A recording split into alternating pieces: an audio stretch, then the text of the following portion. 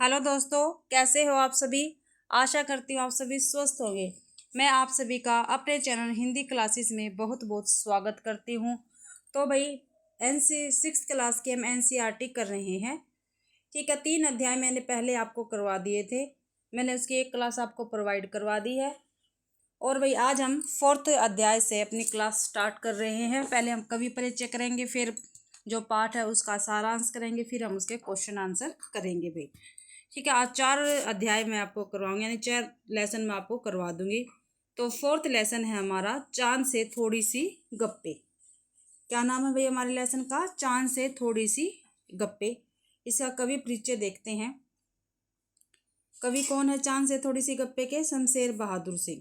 ठीक है, शमशेर बहादुर सिंह का जन्म 13 जनवरी 1911 ठीक है में हुआ था और 12 मई 1993 में इनकी मृत्यु हुई थी। शमशेर बहादुर सिंह की वे संपूर्ण आधुनिक हिंदी कविता में एक अति विशिष्ट कवि के रूप में मान्य है। कौन? शमशेर बहादुर सिंह। हिंदी कविता में निरंतर प्रयोगशील रहने वाले बिंब को काव्य भाषा के रूप में प्रयुक्त करने वाले प्रेम और सौंदर्य के कवि तथा अनूठे मार्शल इंद्रिय बिंबों के रचयिता होने पर भी शमशेर आजीवन प्रगतिवादी विचारधारा से जुड़े रहे। दूसरे शतक से शुरुआत कर चुका भी ठीक है, दूसरे शतक से इन्होंने शुरुआत की। ठीक है, चुका भी नहीं हूं मैं के लिए साहित्य अकादमी सम्मान पाने वाले शमशेर ने कविता के अलावा निबंध लिखे हैं, कहानी लिखी है, डायरी विधा भी लिखी है तथा अनुवाद कार्य के अतिरिक्त अनुवाद भी किया है भी शमशेर बहादुर सिंह ने। और अनुवाद के अतिरिक्त हिंदी उर्दू शब्दकोश का संपादन किया। काफ़ी महत्वपूर्ण क्वेश्चन है, पूछा जाता है हिंदी उर्दू शब्दकोश का संपादन किसने किया है?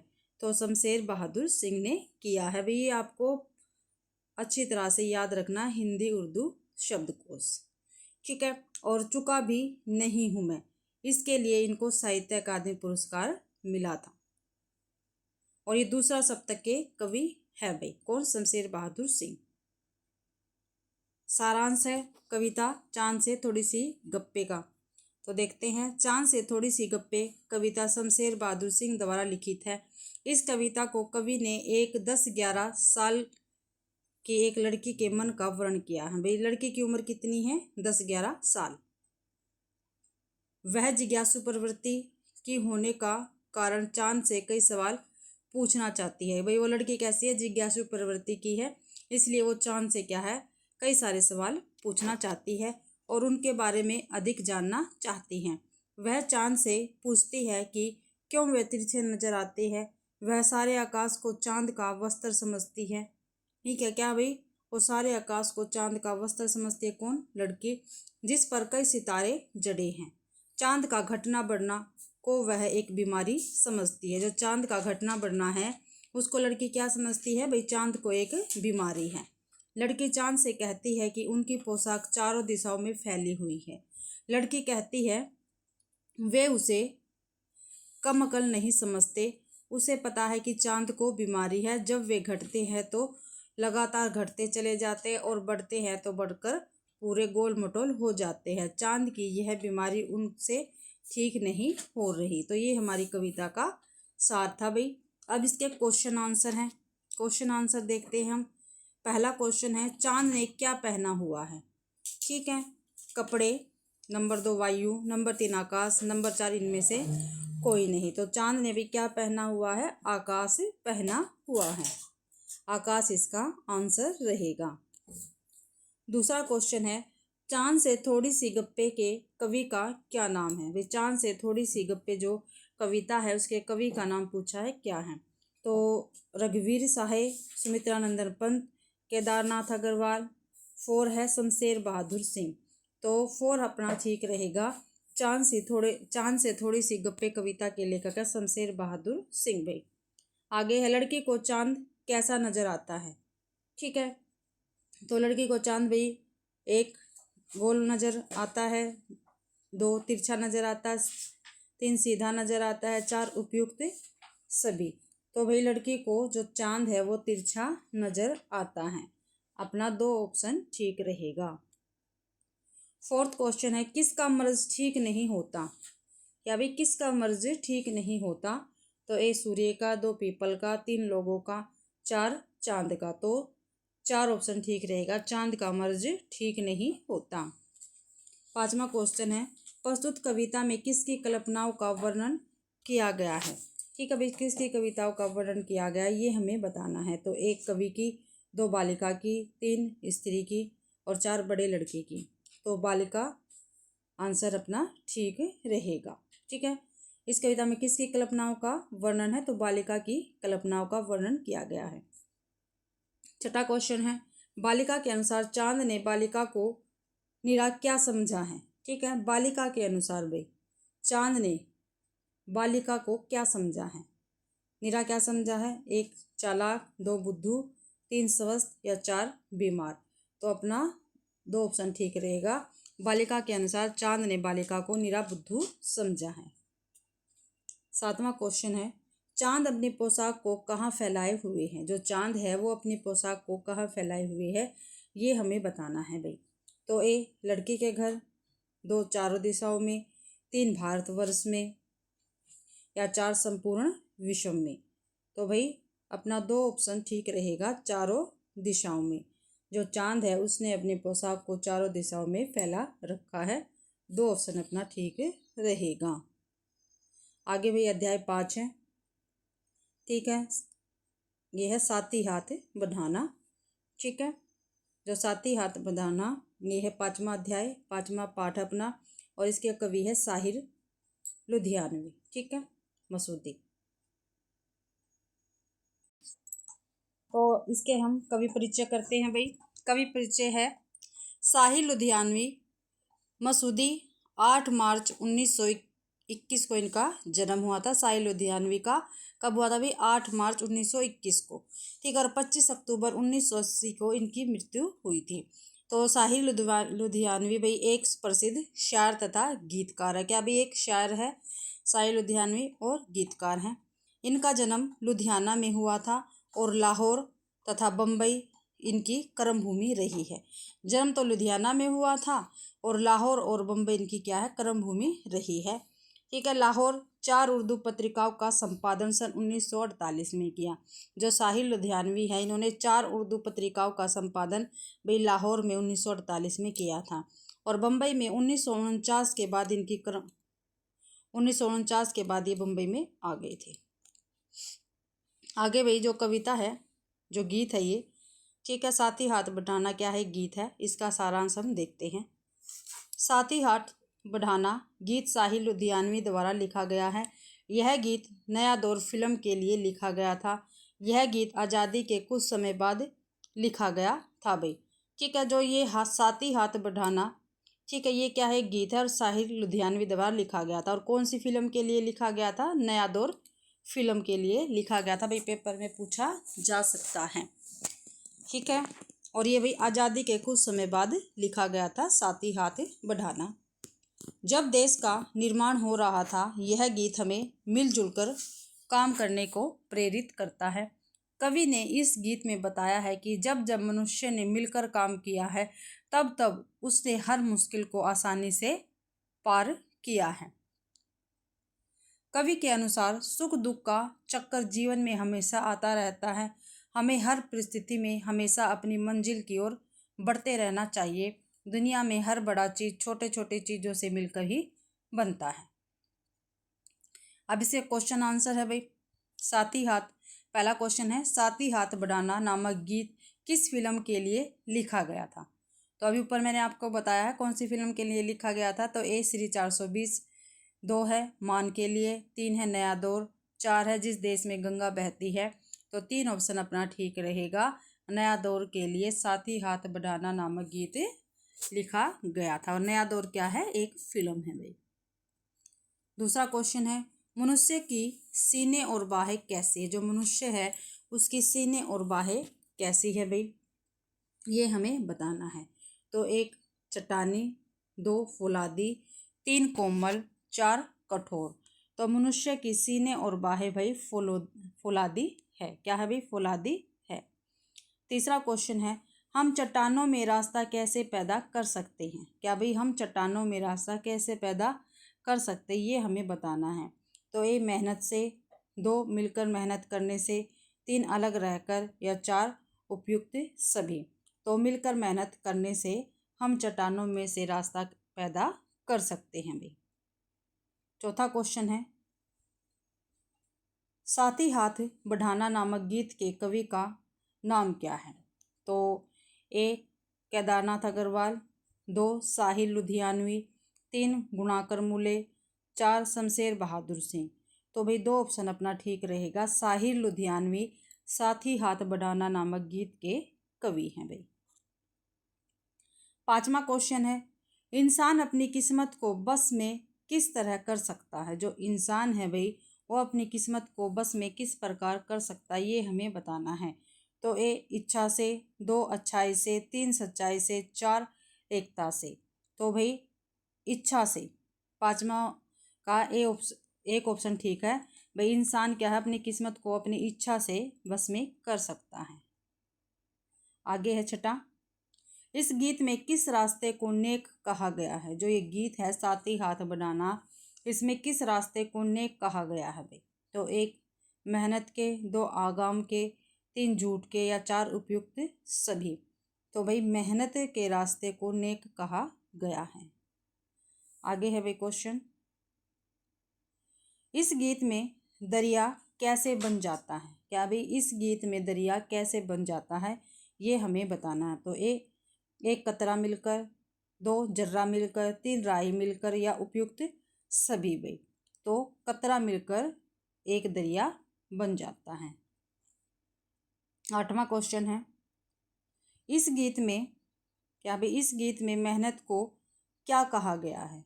क्या भाई मेहनत को क्या कहा गया इस गीत में, ये हमें बताना है। 1 लेख की रेखा, 2 चट्टान, 3 सागर, 4 उपयुक्त सभी। तो भाई इस गीत में मेहनत को लेख की रेखा कहा गया है। ए ऑप्शन ठीक रहेगा अपना। आगे है, हाथ पैर फूलना मुहावरे का क्या अर्थ है? भाई मुहावरा भी दे रखा है, हाथ पैर फूलना मुहावरे का क्या अर्थ है, ये हमें बताना है। तो भाई भाग जाना, 2 हड़बड़ा जाना, उपरोक्त दोनों या इनमें से कोई नहीं। ठीक है, तो भाई हाथ पैर फूलना का है हड़बड़ा जाना, 2 ऑप्शन अपना ठीक रहेगा। 10वां क्वेश्चन है, हमें मेहनत क्यों करनी चाहिए? क्या भाई हमें मेहनत क्यों करनी चाहिए? ठीक है, ए सफलता के लिए, 2 पैसों के लिए, 3 दोनों के लिए, 4 उपयुक्त में से कोई नहीं। तो ए सफलता के लिए में मेहनत करनी चाहिए, एक ऑप्शन ठीक रहेगा। अध्याय 6 है ऐसे ऐसे। ठीक है, क्या नाम है अपने पाठ का? ऐसे ऐसे। एक और ये किसका है ऐसे ऐसे? विष्णु प्रभाकर का। किसका? विष्णु प्रभाकर का। तो पहले हम कवि परिचय करते हैं, देखते हैं। विष्णु प्रभाकर का जन्म भाई 21 जून 1912 ईस्वी में हुआ था। ठीक है, जो विष्णु प्रभाकर जी है इनका जन्म 21 जून 1912 को हुआ था। ठीक है, और 11 अप्रैल 2009 को इनकी मृत्यु हुई थी। हिंदी के सुप्रसिद्ध लेखक थे। कौन? विष्णु प्रभाकर, जिन्होंने अनेकों लघु कथाएं, उपन्यास, नाटक तथा यात्रा संस्मरण लिखे। उनकी कृतियों में देश प्रेम, राष्ट्रवाद तथा सामाजिक विकास का मुख्य भाव है। विष्णु प्रभाकर का जन्म उत्तर प्रदेश के मुजफ्फरनगर जिले के गांव मीरापुर में हुआ था। कहाँ पे हुआ था भाई? उत्तर प्रदेश के मुजफ्फरनगर जिले के मीरापुर गांव में हुआ था। उनके पिता दुर्गा प्रसाद धार्मिक विचारों वाले व्यक्ति थे। तो इनके पिता का क्या नाम था भाई? दुर्गा प्रसाद। और उनकी माता महादेवी। क्या नाम था इनकी माता का? महादेवी। पढ़ी लिखी महिला थी। ठीक है, माता पढ़ी लिखी महिला थी और माता का क्या नाम था? महादेवी। और पिता का क्या नाम था? दुर्गा प्रसाद, जिन्होंने अपने समय में पर्दा प्रथा का विरोध किया था। भाई जो इनकी माता थी महादेवी, इन्होंने ही अपने समय में पर्दा प्रथा का विरोध किया था। आगे हम जो एकांकी है ये ऐसे ऐसे, इसका क्या करेंगे? सारांश करेंगे भाई। ऐसे ऐसे एकांकी विष्णु प्रभाकर द्वारा रचित है। ऐसे ऐसे क्या है भाई? क्या है इसकी विधा? एकांकी है ये। इस पाठ में नाटककार ने एक ऐसे बच्चे के नाटक को दिखाया है जो छुट्टी के दिनों में अपना गृह कार्य नहीं बना पाने पर बीमारी का बहाना करता है ताकि वह स्कूल जाने से बच जाए। मोहन कमरे में बेड पर लेटा बार बार पेट पकड़ कर करहा रहा था। थोड़ी देर बाद वैद्य जी आते हैं। वे मोहन की नाड़ी छूकर बताते हैं कि उसके शरीर में वायु बढ़ने के कारण ऐसा हो रहा है। वह बताते हैं कि उसे कब्ज है, कुछ पुड़िया खाने के बाद ठीक हो जाएगा। उसी वक्त मोहन के मास्टर जी भी आ जाते हैं। वह मोहन का हाल पूछते हैं। मास्टर जी समझ जाते हैं कि मोहन ने गृह कार्य पूरा नहीं किया है, इसलिए वह बीमारी का बहाना कर रहा है। मास्टर जी सभी को बताते हैं कि मोहन ने महीने भर मस्ती की, जिसके कारण उसका स्कूल का कार्य पूरा नहीं हुआ, इसलिए उसने यह बीमारी का बहाना किया है। मास्टर जी मोहन को 2 दिन का वक्त देते हैं। कितना वक्त देते हैं मास्टर जी? 2 दिन का, आपको ध्यान रखना है। और कार्य पूरा करने के लिए कहते हैं। माँ यह बात सुनकर दंग है, ये भी दांग नहीं है, दंग रह जाती है। पिताजी के हाथ से दवा की शीशी गिरकर टूट जाती है। सभी लोग हंस पड़ते हैं। ठीक है, अब इसके हम क्वेश्चन आंसर करते हैं। ठीक है, डॉक्टर को बुलाने के बाद डॉक्टर साहब कितने समय में आते हैं? ठीक है भाई, तो कितने समय में आते हैं डॉक्टर साहब भाई? देखते हैं। 1 5 मिनट में, 2 10 मिनट में, 3 15 मिनट में, 4 20 मिनट में। तो डॉक्टर साहब भाई 5 मिनट में आते हैं। ये ऑप्शन ठीक रहेगा। अगला क्वेश्चन है, ऐसे ऐसे एकांकी के लेखक का क्या नाम है? तो कृष्णा सोबती है, विष्णु प्रभाकर है, प्रेमचंद्र है। ठीक है भाई, और भाई गुणाकर मूल्य है 4th। तो विष्णु प्रभाकर ऐसे ऐसे एकांकी के लेखक रहेंगे। आगे है, वैद्य जी ने मोहन की नाड़ी देखकर किस प्रकार का प्रकोप बताया? 1 वात का, 2 पित्त का, 3 गर्मी का, 4 कब्ज का। तो भाई वात का प्रकोप बताया था वैद्य जी ने मोहन की नाड़ी को देखकर। 4th है, पुचकार कर शब्द का क्या अर्थ है? ठीक है, डरकर, प्यार से, हंसकर, उपयुक्त सभी। तो प्यार से। ठीक है, 4 का 2 ऑप्शन बिल्कुल ठीक रहेगा। पुचकार कर शब्द का अर्थ है प्यार से। आगे है भाई, किसके बिना क्लास में रौनक नहीं रहेगी? ये क्या है भाई? क्वेश्चन है 5वां, किसके बिना क्लास में रौनक नहीं रहेगी? ए माधव के बिना, मोहन के बिना, केशव के बिना, या 4 मास्टर के बिना। तो 2 ऑप्शन ठीक रहेगा, मोहन के बिना क्लास में रौनक नहीं रहेगी भाई। 6वां क्वेश्चन है, कमरे का एक दरवाजा किस तरफ खुलता है? क्या भाई कमरे का एक दरवाजा किस तरफ खुलता है, ये हमें बताना है। ए ऑप्शन है बरामदे में, 2 ऑप्शन है कमरे के अंदर, 3 ऑप्शन है रसोई घर में, या 4th ऑप्शन है उपयुक्त सभी। तो भाई बरामदे में क्या है? कमरे का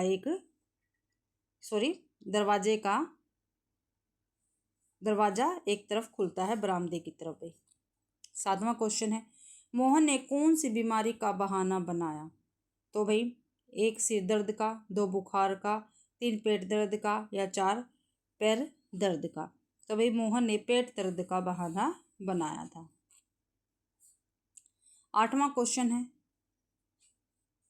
ऐसे ऐसे एकांकी में मोहन की असली बीमारी किसने समझी? तो किसने समझी थी भाई? पिताजी ने, मास्टर जी ने, डॉक्टर ने, या वैद्य जी ने। तो अपना 2 ऑप्शन बिल्कुल ठीक रहेगा, मास्टर जी ने मोहन की असली बीमारी को समझा था। 9वां क्वेश्चन है, मोहन को ऐसे ऐसे ठीक करने के लिए वैद्य जी क्या देते हैं? मोहन के भाई जो ऐसे ऐसे हो रहा था उसको ठीक करने के लिए जो वैद्य जी है उसे क्या देते हैं? तो 1 दवाई की पुड़िया, 2 दूध, 3 पानी, 4 चाय। तो वैद्य जी भाई दवाई की पुड़िया देते हैं ऐसे ऐसे को ठीक करने के लिए। ये ऑप्शन ठीक रहेगा। 10वां है, छबीली शब्द का क्या अर्थ है? क्या है भाई छबीली शब्द का क्या अर्थ है? सुंदर स्त्री, स्त्री, रूप, इनमें से कोई नहीं। तो छबीली का अर्थ है सुंदर स्त्री। अगला अध्याय है हमारा टिकट एल्बम। ठीक है, ये अपना अध्याय 7 है। ठीक है, टिकट एल्बम भाई। तो कवि परिचय करते हैं। सुंदर रामास्वामी जो टिकट एल्बम के लेखक है, सुंदर रामास्वामी का जन्म 30 मई 1931 को हुआ था। कब हुआ था भाई? 30 मई 1931 को हुआ था। और 15 अक्टूबर 2005 को इनकी मृत्यु हुई थी, सुंदर रामास्वामी की। एक भारतीय उपन्यासकार है। कौन भाई? सुंदर रामास्वामी। कवि है, अनुवादक है और साहित्यिक आलोचक थे भाई। जिन्हें स्वतंत्रता के बाद तमिल साहित्य में, ठीक है भाई, स्वतंत्रता के बाद तमिल साहित्य में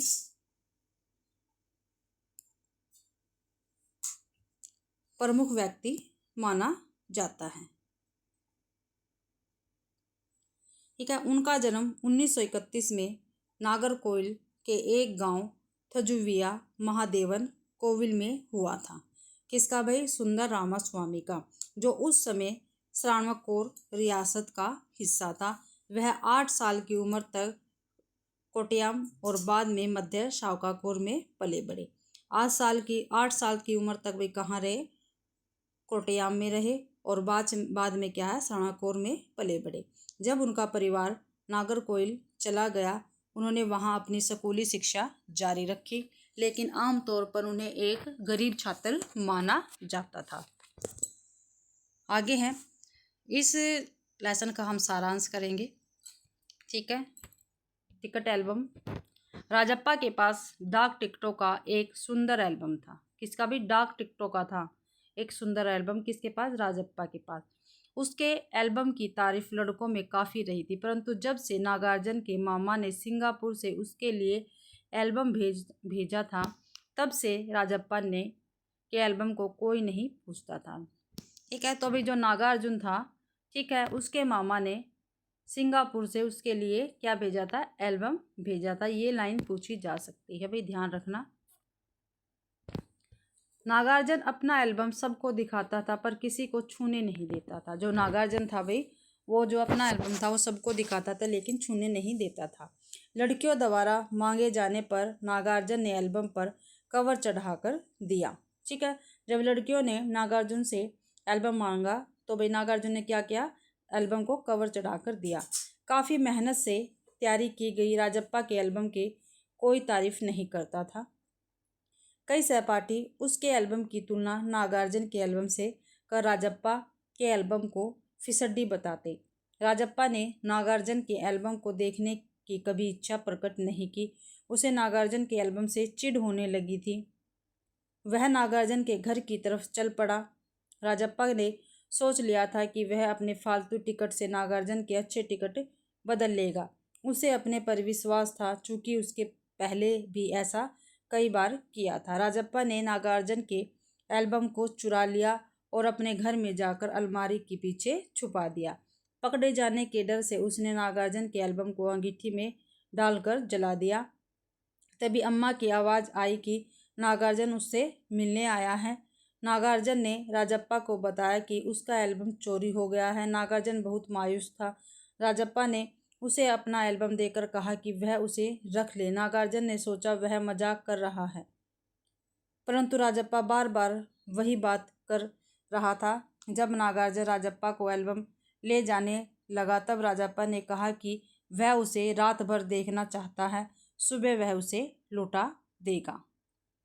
ठीक है, तो ये भी टिकट एल्बम जो हमारा लेसन था वो है ये।